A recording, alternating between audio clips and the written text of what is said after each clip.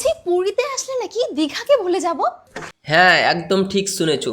যেমন দ্বিতীয় বয়ফ্রেন্ড পেলে প্রথম বয়ফ্রেন্ডকে ভুলে যায়, তেমনই। ড্রেসটা হেভি লাগছে। বাড়ির থেকে আমি ট্রাই করে আসিনি।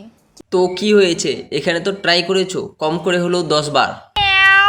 দা করে লাগ যাবে বিচে তাই বলে এত মাখছে সানস্ক্রিন।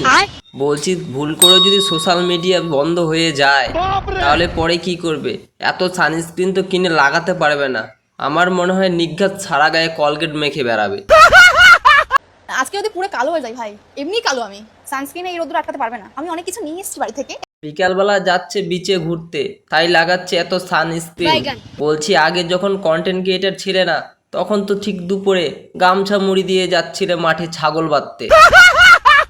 তুই সমুদ্রে যাচ্ছিস না অন্য কোথাও? সমুদ্রের ঢেউটা আমি চুলে বানাচ্ছি দেখো। হ্যাঁ, এই কথাটা ঠিকই বলেছো যে সমুদ্রের ঢেউ যেমন তোমার চুলের ঢেউ তেমন। তাই বলে তুমি দেখবে সমুদ্রের ঢেউ আর বাকি সব দর্শকরা দেখবে তোমার চুলের ঢেউ।